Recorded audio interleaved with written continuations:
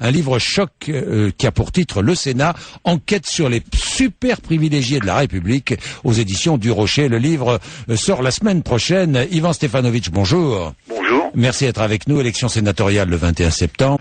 Ivan Stefanovic, combien de fonctionnaires travaillent au Sénat? 1260. Hein. Oui. Et ils gagnent entre 2300 et 20 000 euros par mois mensuel. Ils ont la semaine de 32 heures. Ils ont presque 4 mois de vacances. Entre 2300 et 20 000 euros par mois. 20 000 euros, j'imagine, c'est le questeur ou non? Voilà. Non, hein? non, c'est pas le questeur, c'est le secrétaire général du Sénat ou le secrétaire général de la question. Ce sont les nounous des sénateurs. Oui, d'accord. Les nounous, ce sont eux qui organisent l'administration du Sénat, c'est cela? Voilà, c'est ça. Hein, c'est comme un questeur à l'Assemblée nationale, quoi, un peu. Tout à fait. Hein, tout à bien. fait. Alors, de 2300 à 20 000 euros par mois, femmes de ménage, jardiniers et chauffeurs compris. Voilà, avec prime de nuit. Avec prime de nuit. Systématique. Systématique. Ah bon, oui. bon. Même quand on travaille pas, les jardiniers ont la prime de nuit. Alors, même quand on ne travaille pas, les jardiniers ont la prime de nuit.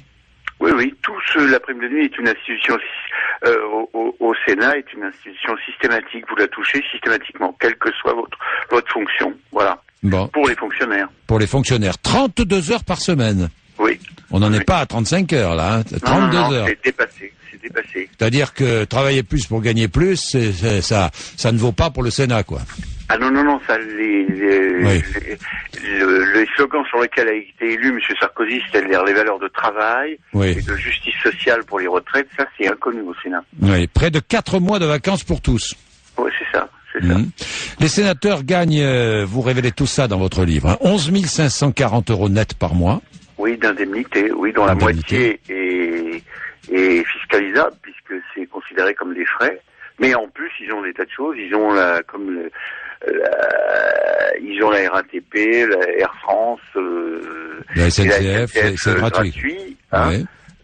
Et puis ils ont curieusement une prime de 1 000 euros par mois de prime informatique, ce qui fait qu'à la fin de leur mandat, ils peuvent ouvrir facilement un magasin d'informatique, parce qu'à 1 000 euros par mois pour une prime informatique, c'est... Oui, ils peuvent s'acheter un ordinateur par mois, quoi. À peu près. Ouais. Et puis ils ont des taux pour acheter des logements, des taux très réduits. La différence avec l'Assemblée, c'est qu'à l'Assemblée ils travaillent et les gens connaissent leurs députés, mais la plupart des Français connaissent même pas leurs sénateurs. Oui, parce que vous avez enquêté, seuls 90 sénateurs sur 343 sont assidus.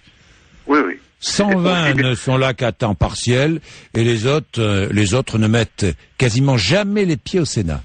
Oui, mais ça se répartit entre gauche et droite. Parfait. Ouais. Or, normalement, la loi et le règlement du Sénat disent que si on est à 103-4 fois, on doit supprimer les indemnités. Ouais. Comme aux États-Unis, on fait ça en Angleterre, en Allemagne. Or, chez nous, la loi, ni la droite ni la gauche ne demande l'application de cette loi. Il y en a un, par exemple, qui ne met pratiquement jamais les pieds au Sénat, c'est Jean-Noël Guérini, le président du Conseil général des Bouches-du-Rhône. Lui, c'est un des spécialistes de l'absentéisme. Oui, d'ailleurs, Jean-Claude Gaudin dit qui lui est là toutes les semaines, dit que si Jean-Noël Guérini démissionnait du Sénat, on s'en apercevrait pas. Oui, bon. Je vois aussi dans votre livre que la Cour des comptes n'a pas droit de regard sur le Sénat. Non, c'est au nom de la séparation des pouvoirs entre l'exécutif et le législatif. Le président de l'Assemblée nationale a accepté récemment que la Cour des comptes vienne mettre son nez, mais au Sénat il n'en est pas question puisqu'on a 3 questeurs, 2 de droite, 1 de gauche, les grands argentiers du Sénat, et ils distribuent ce que nous, contribuables, nous payons, c'est-à-dire 300 millions d'euros par an pour le Sénat, c'est fait dans l'opacité la plus totale. Ouais. Voilà. Les retraites. C'est légal. Et tout ça est légal. Les retraites, un mandat de 6 ans de sénateur donne droit à une pension de 1869 euros. Hein. C'est monsieur Delanoë qui a été sénateur 6 ans et il a tenu sa promesse quand il est arrivé maire de Paris en 2001. Il a dit il démissionne, mais il oublie de dire que à l'âge de 60 ans, c'est-à-dire si je calcule bien en 2012, il aura 1869 euros par mois de retraite. Quand on compare avec le salarié moyen du privé français qui lui a cotisé non pas 6 ans mais 40 ans, et qui aura 1500 euros par mois. De retraite moyenne. Ouais. Et il faut dire que la moitié des sénateurs sont fonctionnaires. Ouais. Donc ils touchent en plus des retraites de fonctionnaires. Des retraites de fonctionnaires. C'est pas mal. Mais je conseille aux auditrices qui nous écoutent d'épouser un sénateur. Aussi parce que c'est le plus fort taux de reversion. vous voulez, dans le public et le privé, quand votre conjoint meurt, en général c'est les hommes avant, là, dans le privé, les femmes ont droit, les veuves ont droit à 54%, et dans le public, dans la fonction publique, c'est entre 50 et 60. Et ben, chez les sénateurs, c'est 66%. Et vous avez comme ça une sénateur de l'Orne qui s'appelle Nathalie Goulet, qui était assistante de son sénateur, puis qu'il l'a épousé, il est mort, le pauvre homme. Eh bien, elle touche non seulement 11 540 € par mois, mais elle touche en plus 6 000 € de la retraite de son mari. Et quand vous comparez qu'un sénateur, on a attaqué les conducteurs de TGV, les gens de la RATP, etc., parce qu'ils gagnaient, notamment les conducteurs de TGV, 60% de 4 800 € par mois pour 25 ans de cotisation.